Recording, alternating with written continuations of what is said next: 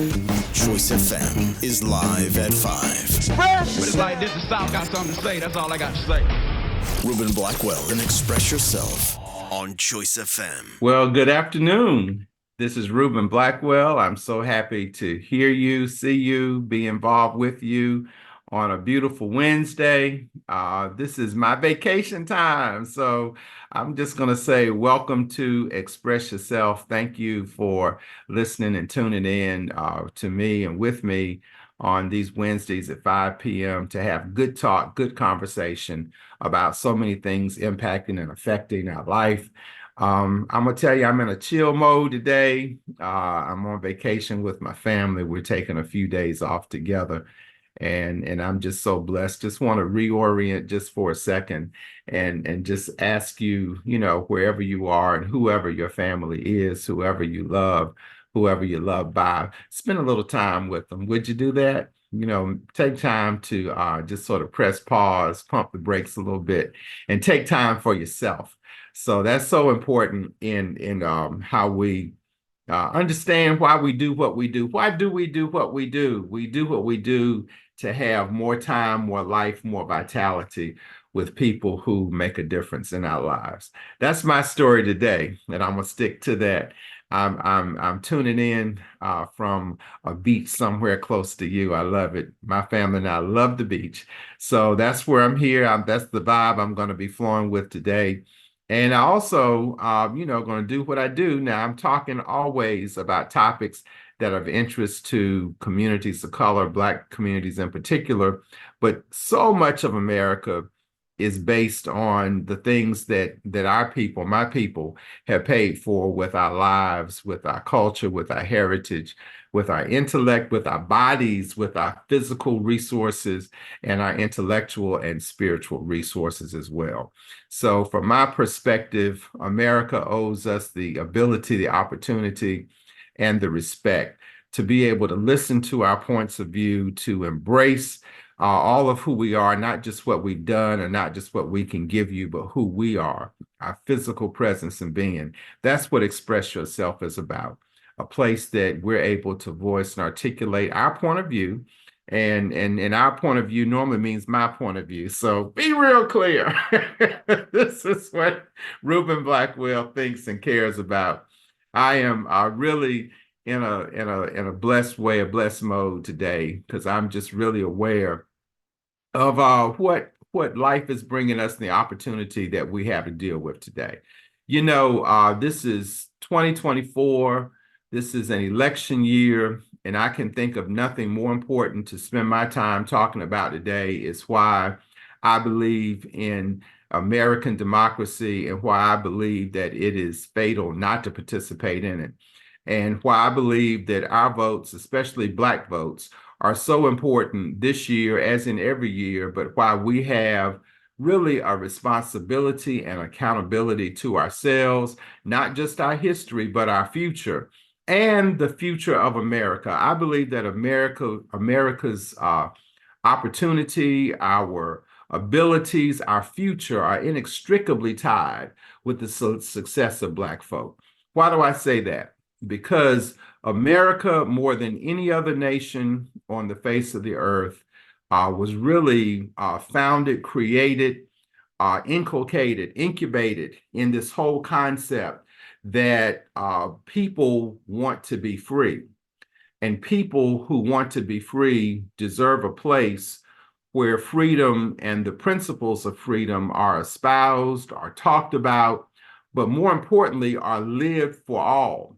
This country was brought together and created, crafted by European powers, monarchies, who determined that in order for them to survive, they needed to be able to amass the wealth and the resources of literally the entire world.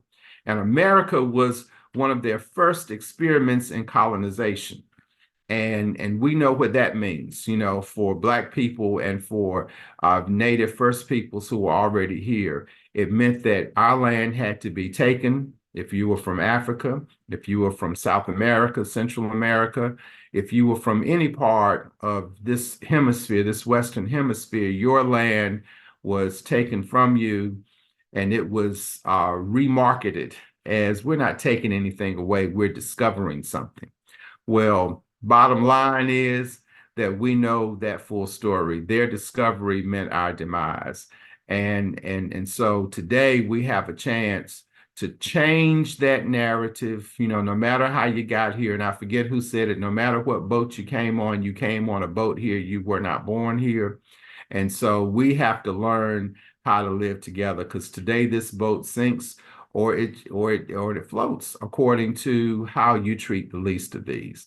The least of these are the folks who have to build the boat. The least of these are the folks who have to ensure that the engines work. These are the folks who make sure that the meals are served and prepared. These are the folks who clean up. These are the folks who are ensuring that the outside of the hull is safe and won't allow water to come in, and that if it does come in, that it has to exit somewhere, some way, somehow. So today, especially at the end of a Labor Day weekend, I just want to give a shout out and a huge, show of respect to all of those people who preceded us, who were in the labor movement.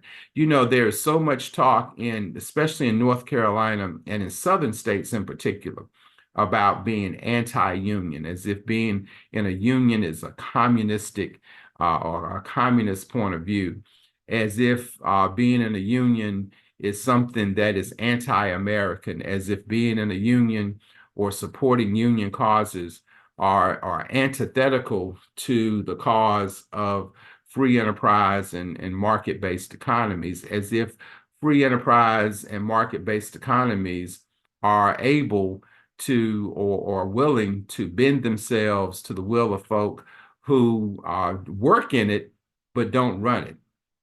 So I just want to thank you for all of those folks in labor. I just want to say thank you to all those union leaders who stand today on the shadows of the people who fought for child labor laws. Did you know that without unions, that it would be okay for children 3, 4, 5 years old to work in fields and manufacturing operations? Did you know that without a union, we would not have the concept of paid holidays? Did you know without unions, we would not have workers' compensation, the value of working people's lives being as important and more important even, but at least as important as profits of business owners? Did you know, had it not been for union labor, that we would not have anything called retirement? We would have nothing called paid vacation. We would have nothing that talks about 8-hour work days and 40-hour work weeks, that there was a time in our country, and not so long ago, when people who own companies could do anything they wanted to do with people who work for them. And I'm not just talking about Black people, even though Black people have always been at the bottom rung of anybody's hierarchy in society in America since America was founded. I'm talking about all people. All people in the United States have benefited from unionization and from labor unions that have prioritized the needs of the people who are everyday average workers, that escalate their issues and their concerns to the level of management and to the level of ownership. So we owe a debt of gratitude and thanks at the end of this Labor Day. Thank the unions for Labor Day, that says that in America, we recognize that we need one extra day on this weekend. We take that Monday off, and it becomes the last official weekend of the summer, even though the summer equinox is not till September 20. Well, the fall equinox is not till September 21st. We still are operating in the last days of summer, and this is the last major weekend, or we just came out of the last major weekend of a summer holiday.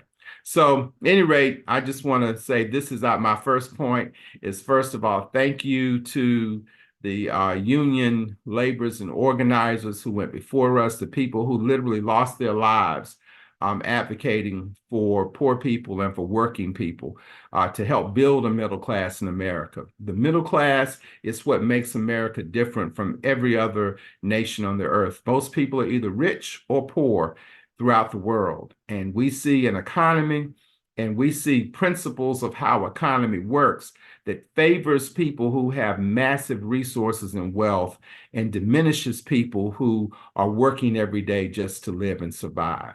So this is my tip of the hat to the labor and the union movement. Thank you for everything you do. Keep working until North Carolina changes from our position as a right to work state to a state that protects the rights of workers. So let me start off by saying that. It's so important in this election cycle to really understand what the dynamics are that are at play and that are taking place in our really it's as we begin to think about why we voted and why we participated in this vote. I spent a lot of time a few weeks ago talking about Project 2024 and the far right that is now being consumed by the Republican Party is the party of Trump. It doesn't matter if people say they are Republicans, but I don't support Trump, but I'm still going to vote for Trump. I see all of these major politicians coming out now saying, "Oh, I support Trump because he's less dangerous than Kamala Harris." Well, I would refute that. Project 2025, I'm sorry, not Project 2024. But I'm just saying to you and to everyone that we've got to understand what is at risk. This is not an election. It should never be. Presidential politics and no politics should be based and built around the likability of a person. We understand we're human beings and that we should be able to honor and trust and get along with the people who lead us. But as important as your personal preference of what type of individual you are most attracted to, and I don't know why a person would be more attracted to a candidate who doesn't tell the truth on a regular basis, who pits people against each other on a regular basis, who never has accurate information on a regular basis, who normalizes fantasy as if it is the equivalent of reality on a regular basis, someone who talks about the principles of family, but doesn't have a close family of people who love him or respect him or people that he loves or respects on a regular basis. A person who elevates lack of intellect and lack of serious policy matters to his number two choice and who normalizes insanity on a regular basis. Okay, I'm just saying, I don't know what it is about the draw of that kind of person that gives such feelings of insane loyalty to his followers. It's just amazing to me. It's amazing to me how people literally throw themselves so willingly on the sword of a man who doesn't care about anything but himself. And I'm not just saying that, I'm just saying the evidence is there in every sound bite, every time that camera rolls.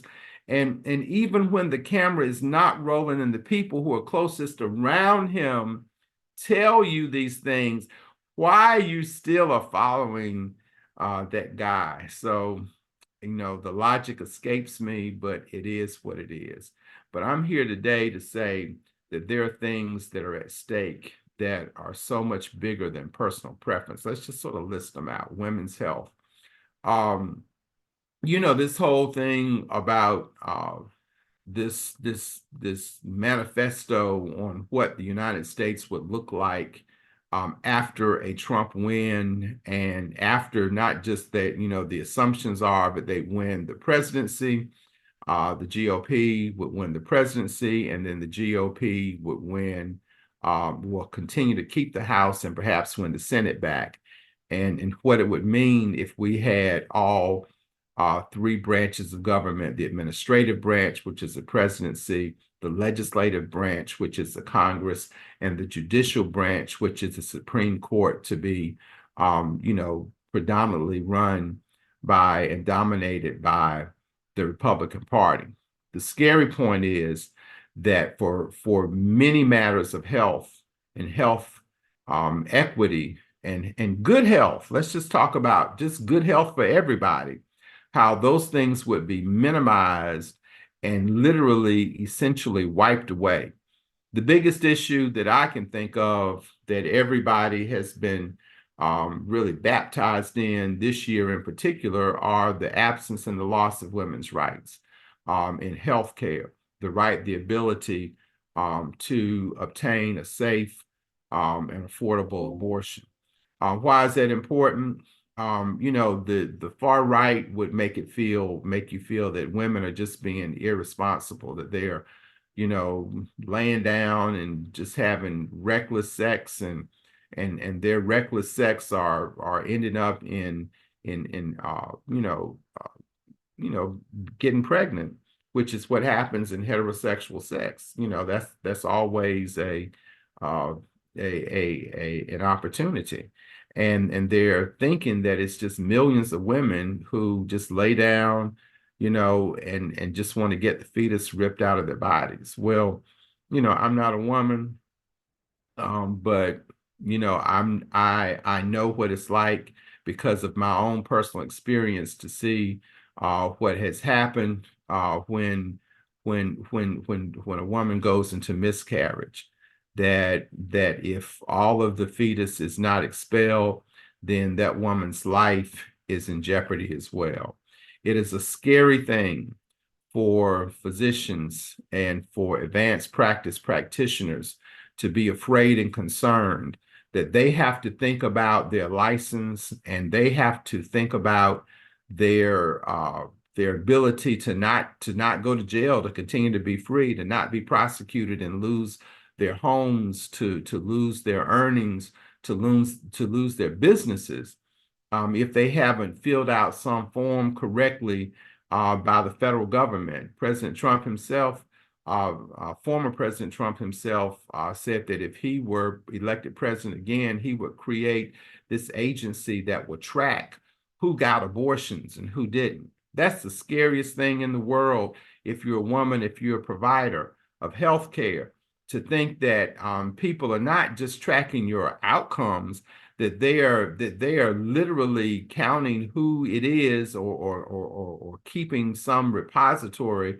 of who gets an abortion or who doesn't, and who's connected to that person in the delivery of that care. Not from a big perspective of how do we help ensure that the woman is safe, that she has the ability to live a healthy and a fulfilled life, but from the perspective that she's done something wrong, she's got to be monitored, and we've got to watch the people that have assisted her in taking this life-saving procedure. I'm really concerned about what that means for the value of half of America, the value of women's lives, their bodies, their autonomy, the right and the ability of a woman to say to whoever it is that this is my body and I make the decision about what happens to me and what happens inside of me. I have that right. And when I hear people trying to take away the rights of anyone to be able to determine what they do with themselves, with their hopes, their dreams, and their physical well-being, that takes me right back to slavery. I'm sorry, it takes me right back to slavery. When only a few white men, not all white men, see, we got this jacked up version about America being a place where, everybody has an opportunity to get ahead. Well, that's not true. Only certain white men were able to make all the decisions, and sort of Elon Musk-like thinking, where you've earned the right to become a leader because you now have amassed a certain fortune. Doesn't talk about how you got your fortune, doesn't talk about who lost all of theirs in order to build you up. And it doesn't talk about how you keep your fortune by taking and limiting the opportunity to obtain resources from others because they don't fit your paradigm of who is worthy of success and who is not. So that's why I'm voting all blue, and I want you to do the same thing. So, Social Security, let's talk about that. Social Security that comes out of your check, from whatever time you entered the workforce in America, whatever time you started earning wages for work that you completed, you've been paying all along for the right to be able to retire at a reasonable age with some level of pension that comes to you to help support you when you're no longer able to work, or you're at a place where you feel that work is not the most important thing for you to do. That usually hits in your mid to late 60s, and for some early 70s. And for others, because they can't afford to, they're working all the way through their 80s. So this is an America that should be able to, if you've been paying for something all your life, you should be able to reap the benefits of your rewards. It's so interesting that the GOP loves to label Social Security and Medicare as entitlements, as if the entitlement to draw a check after you paid for that check all your life is something wrong with that. But they have no problem giving the entitlement of tax cuts to the wealthiest, the richest of humans in America. And that's really 1% or less of our entire population. So on that table of GOP priority is reducing the amount that Social Security benefits allow you to have, or extending the age from 65 or 62 or whatever it is to 67 or 69. And for some, it'd be never, but you never be able to participate in it. I've heard these conversations floating around for years, but really get inculcated in this whole manifesto that the GOP has created, that in that playbook, that Social Security is on the table to be cut. And so if you are an elder individual, 62 over, let's say 60 years and over, I confer upon you the status of elder. If you're 60 or older, you need to be concerned right now about what happens to your immediate future and for the rest of your life. You have been paying Social Security taxes. You have been paying for Medicare taxes. You paid for that already. When are you supposed to benefit from what you paid for? Isn't that just the right thing to do? Well, you got some folk who don't believe that that's the right thing to do, and those folk are not clad in blue. That's all I'm going to say to you for why you need to vote blue. Okay, LGBTQIA plus. If you are not heterosexual, if you have people in your family who are not heterosexual, if you are an individual that is connected to anyone because you care about them, because they are your acquaintances, your friends, because they're human beings, if you find yourself in any kind of universe where heterosexual behavior and feelings are more important than anything else, then you fit in the red party. Okay, I'm going to say that.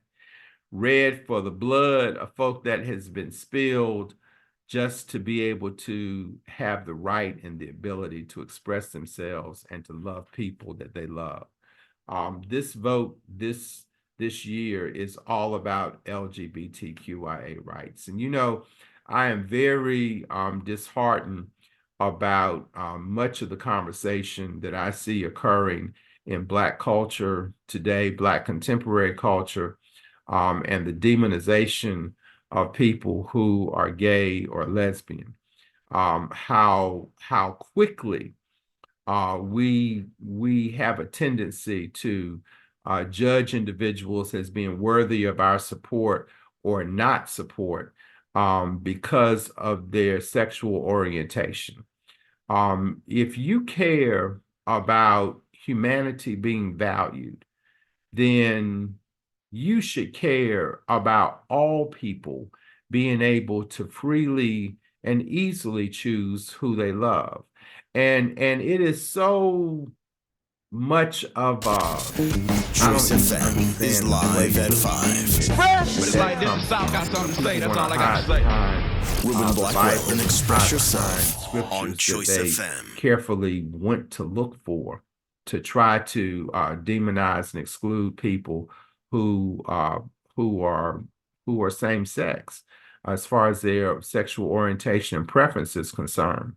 They try to craft these theologies that give cause for them to be okay with saying things that are hurtful publicly, by destroying family systems, by finding ways to make what they do illegal, by finding ways to create environments where some people are less than because they choose, or then I'm not even going to say choose, because I don't know if a person is actually able to choose their sexuality. I really don't, that perspective comes from a place where heterosexuals are dominating the conversation. How does a heterosexual individual, how are they able to determine what they are not? Have heterosexuals actually chosen heterosexuality? Really?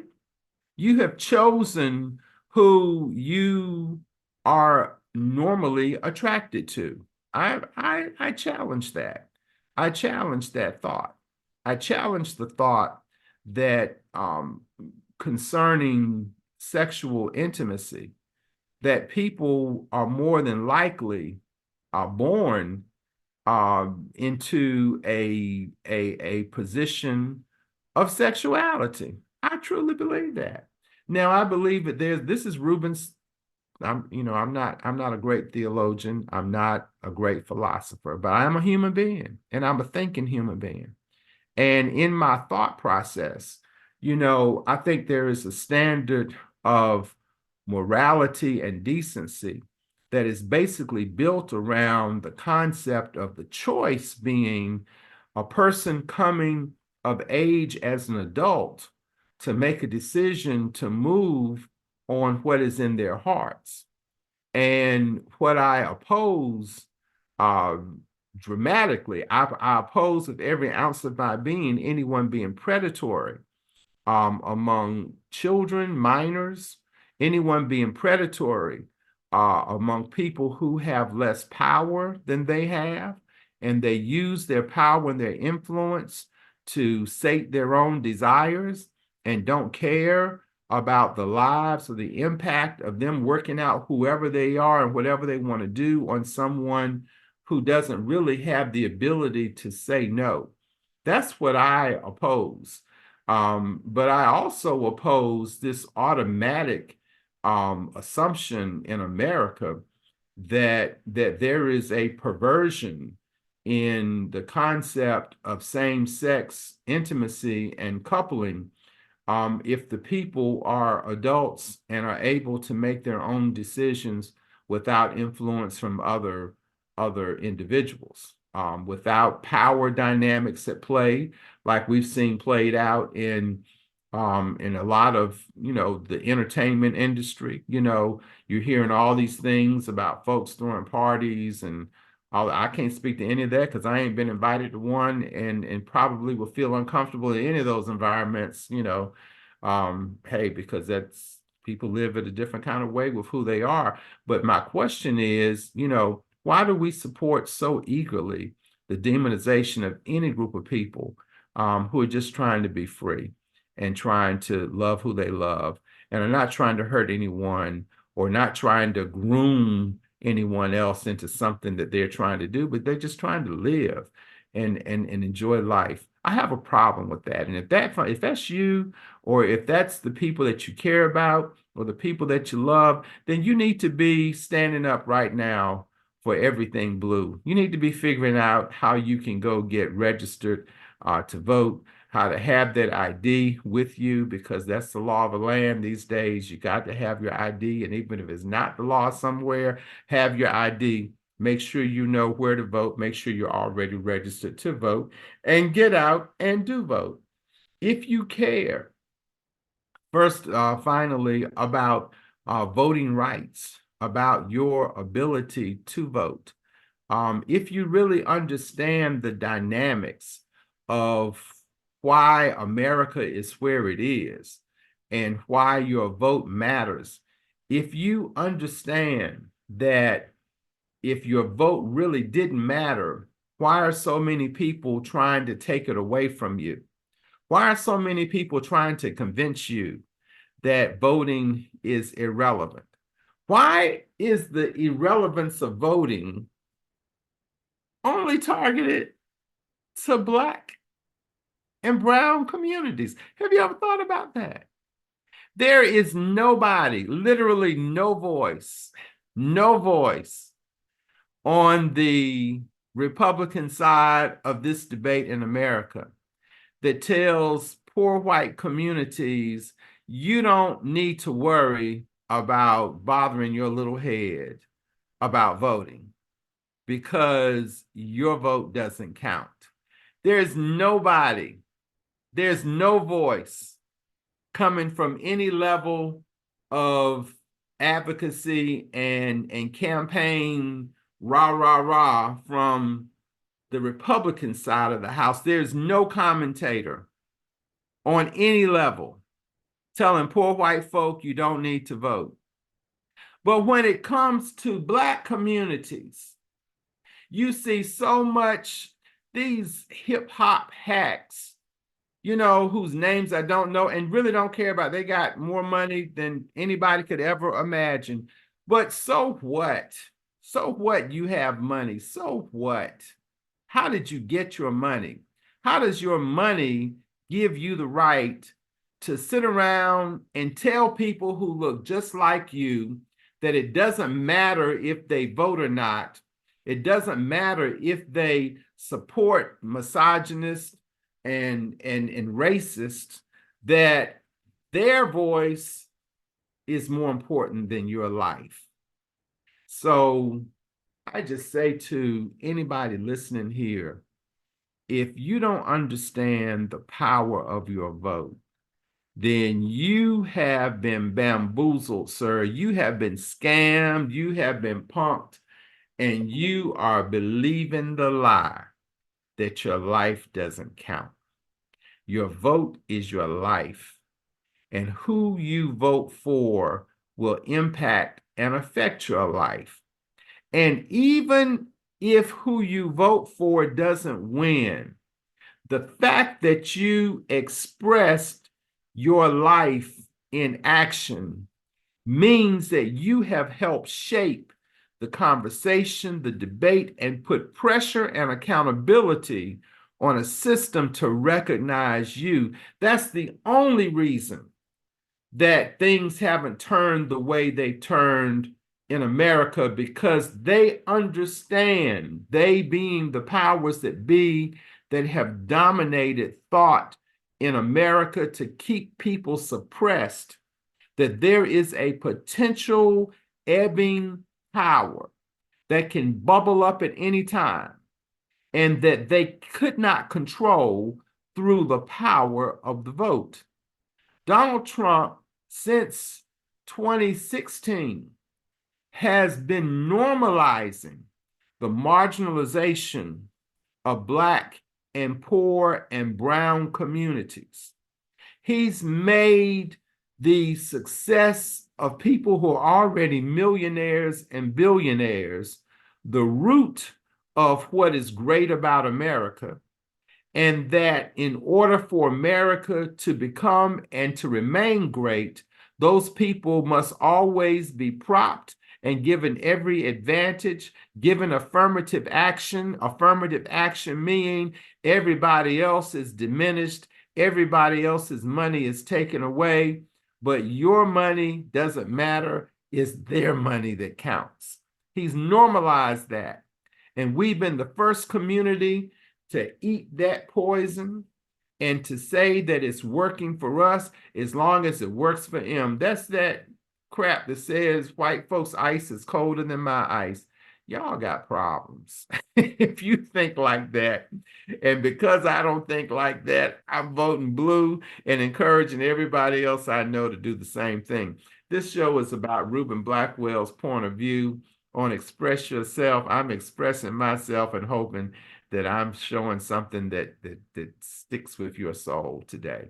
I'm going to take a break because our station's got to pay some bills, but I'm asking you to keep tuning in and tuning on to Choice 92 FM, that you always turn in on Wednesdays at 5 to hear me. I'm going to take a little break, but I'll be back in a few more minutes with more of Express Yourself. Stay tuned. Don't forget us. I'll be right here when you come back.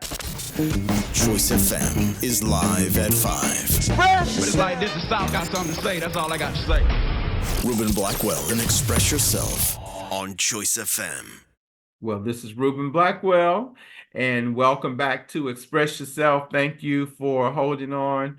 Thank you for listening and tuning in to hear me talk about the things that are important to me, and I hope they're important to you. You know, again, I'm chilling with my family. I love family, and I hope you love family too. And I'm just really blessed to have a family that's supportive, that we all try to work together. And what we try to do together as a family, what we try to do is make sure that it's not just us that's succeeding, that we work with everybody that we can work with around us to help make life better for everybody. What is life worth living if it's only about you? You know, why are we so centered on what's good for just me? If you're just the only one succeeding, is that making you a better person than everybody else that you're around? I ask you to challenge that thought in your own mind. Balance life out.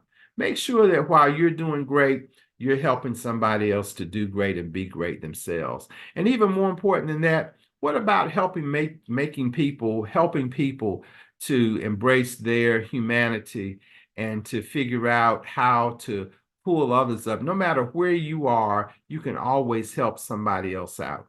So, you know, I'm just saying, enjoy your life, love the people that you love, but don't limit your love to the people who are in your small circle. You know, open up your life, open up your heart to do something good for somebody else. That's why I'm voting blue. You know why? Because Kamala Harris appears to me to be a person who is genuinely concerned about the life of everyone. This election is so much about who gets to succeed in America, and who America is going to embrace as we lead the world. I'm really very concerned about the way that we just so easily accept violence in our culture, the way we almost expect that it's okay for certain people to lose their lives. You know, I look at this whole debate around safety, and as a a member of an elected body, I'm a city council person, which a lot of you already know, in Rocky Mount, North Carolina. And we've been tagged by folks in the Black community, by folks in parts of the white community.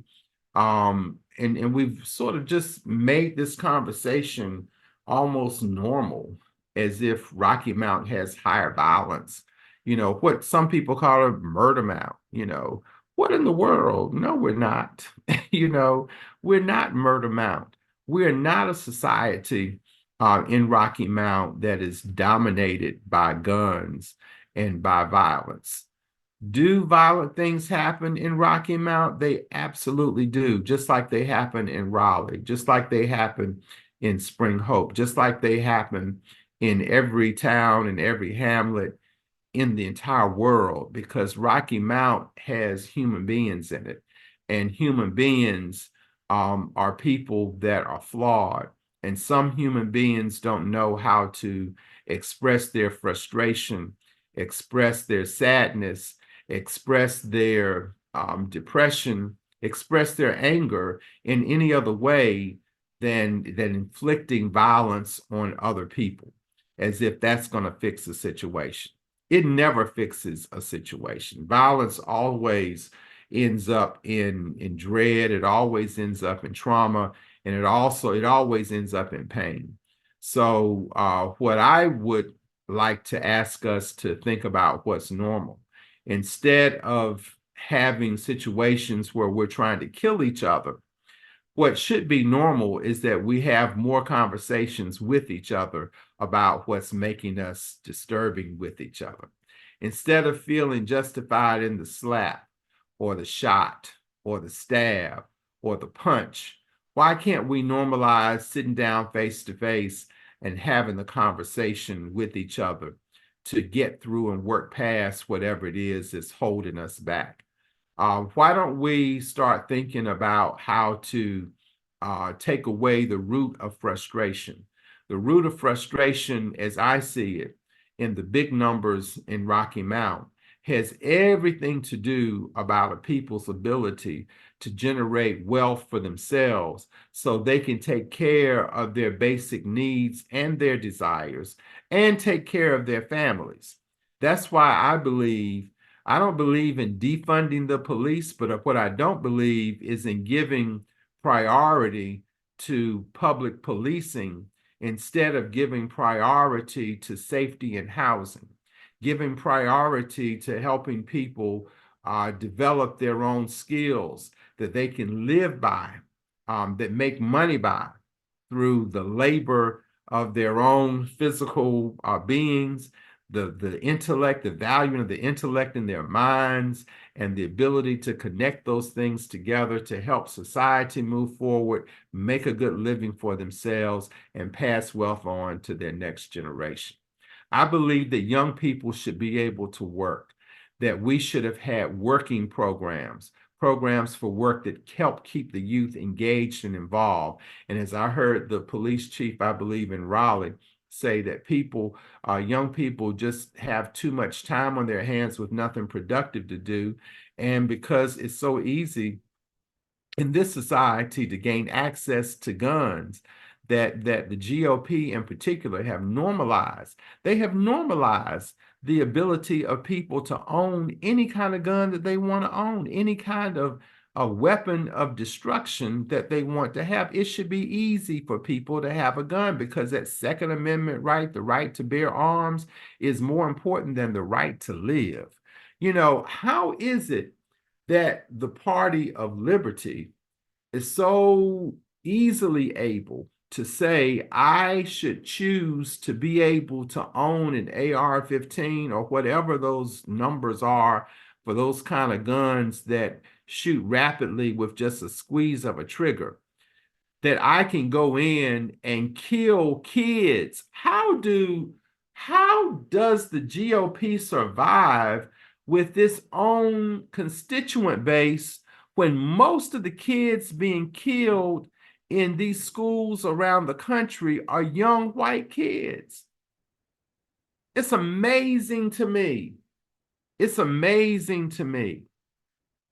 It's amazing to me that even the general demographic of most of the individuals, not all, but most of the individuals who are shooting up schools or who have something in their mind to act out that this is what you need to do in order to express your frustration, go kill a bunch of folk who don't have guns, who are vulnerable, who are weak, who are easy to be invaded and destroyed. Most of them are disturbed young white men. Most of them are. Not all, but most.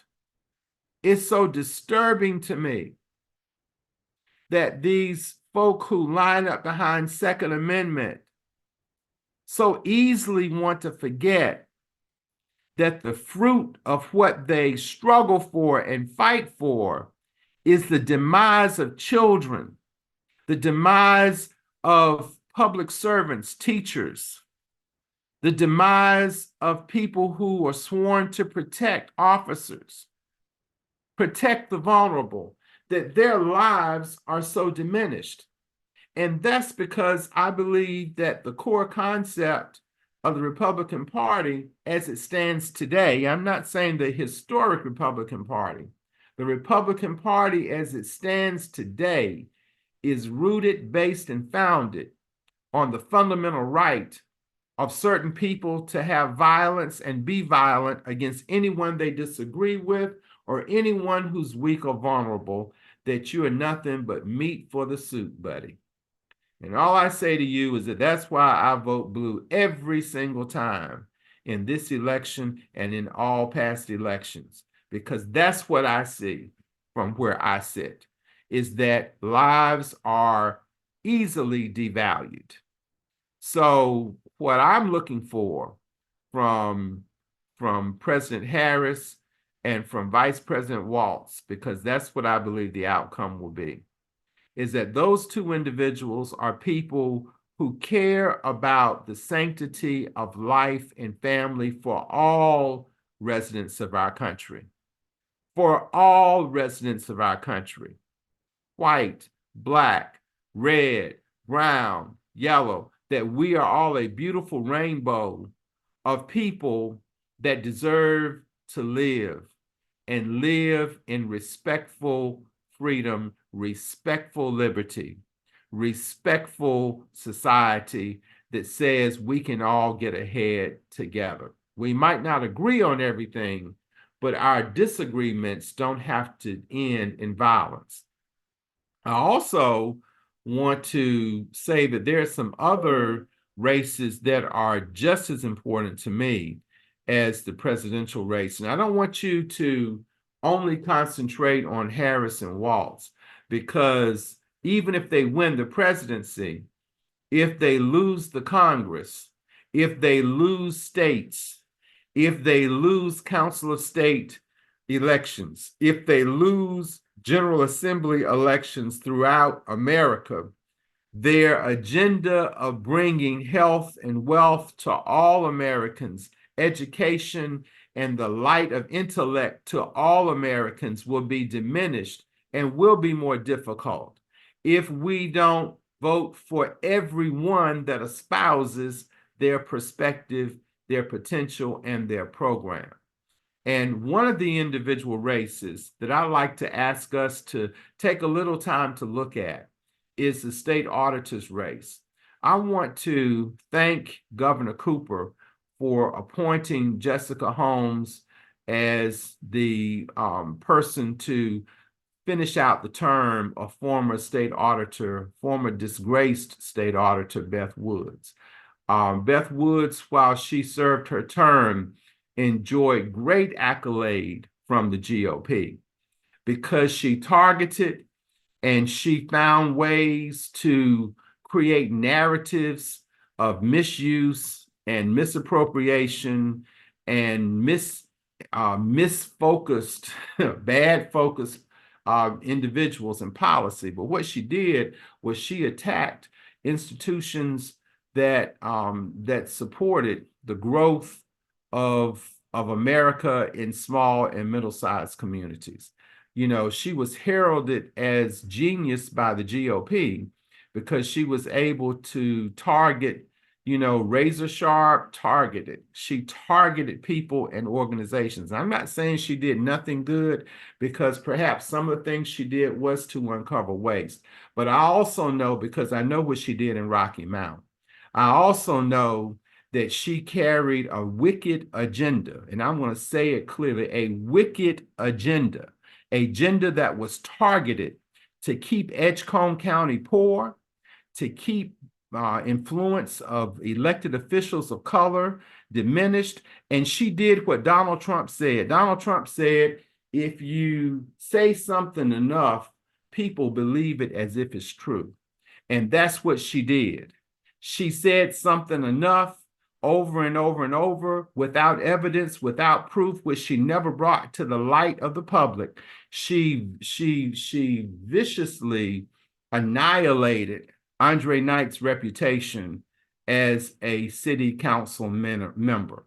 She consistently stated that he stole money or that he used his influence to ensure that he had not had his unpaid utility bills collected. None of that was ever proven, but because she said it, it became real. And because there was a weak infrastructure to support strong justice, he became a lamb at the sacrifice table. That's right. I'm calling it the way I see it. And I'm calling it the way I see it because I also know what she did. She sent a whole team of auditors at her request, at her instruction, at her demand into OIC because I led OIC as a member of the city council, and as my chair being Andre Knight, he was the chair of OIC. And so they just assumed because they were whipped up into a frenzy by racist folk in Rocky Mount to try to destroy our organization, to destroy our leaders, because they thought we were somehow crooked and evil and people without honor or ethics. They thought they were going to find all of that represented in bad accounting and in mismanagement and misappropriation. And they found nothing like that. We were clean. Our books are clean because we were clean. We didn't do any misappropriation. And they sat there from February or March until September to try to find something. They went back 4 years in time to look for something, and they could find nothing. And that's why I support Jessica Holmes, because she came into that office with an open mind about who we were and what we were. And she said, this auditor's office is not going down the roads of past management and past people's expectations that certain people are automatically crooks or automatically dishonest. We're going to let the data follow us. And because I saw what took place in Rocky Mount, that there were folks who had websites and they told people what to say, who to say it to, and how to say it, that there became a huge movement to unseat Andre Knight, Reuben Blackwell, and target OIC. Well, I'm here to say that didn't happen, first of all, because I got a real God. I don't know who you serve. I serve a real God. And what I am convinced and certain about is that we've got to get behind Jessica Holmes, because I've seen that young lady operate in integrity, handle with grace the lies that Beth Wood have told. She is not uncomfortable with saying whatever she wants to say in a vicious and brutal manner. Doesn't matter that it's not true. She feels so privileged and entitled, even in her disgraced, drunken driving self, that she don't mind attacking people who are honest and hardworking. And even said that this woman wasn't able or capable to run an office just because she's Black and a woman. Well, let me tell you something, Beth Woods, the disgraced Beth Woods, we're not listening to you. We're going to support Jessica Holmes because she's brilliant, because she's worked her way from the bottom and she earned everything that she has. She's proven, because she's won elections, that she can handle and is tough enough to withstand anything you or anybody else throws out. She's proven that she can lead a staff of competent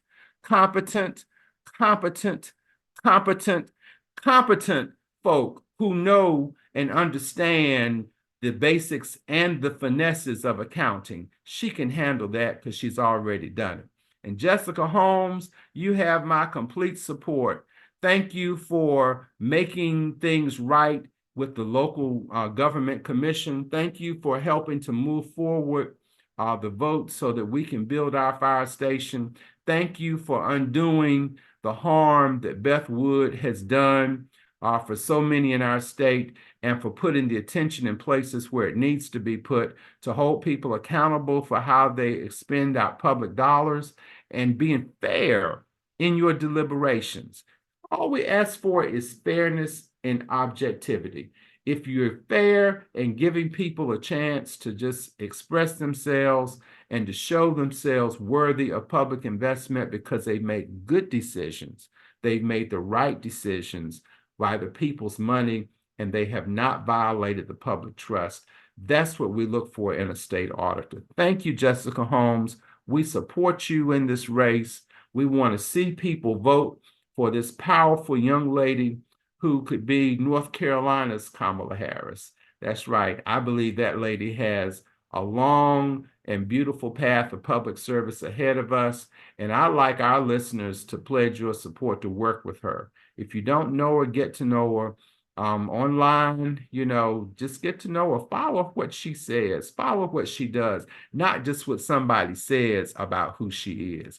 In fact, I don't care what Beth Wood thinks. I'm glad she's out of public service. I hope she's fine wherever she is. I really don't care. What I care about is that the public listens and understands that there are people of real value, people who have a real opinion based on humanity, based on what's good for everyone, and based on what's right for North Carolina. Well, my time is about up. I want to thank you for listening to me for this last hour. Thank you for tuning in for all the years that you have supported Express Yourself and supported 92.1 Choice FM. Thank you, Choice FM team, for being true to the cause and giving voice to the people. This is Reuben Blackwell. I'm signing out. This is my vacation edition of Express Yourself, and I hope you are somewhere safe and happy with people that you love and care about. God bless you. Have a wonderful Wednesday.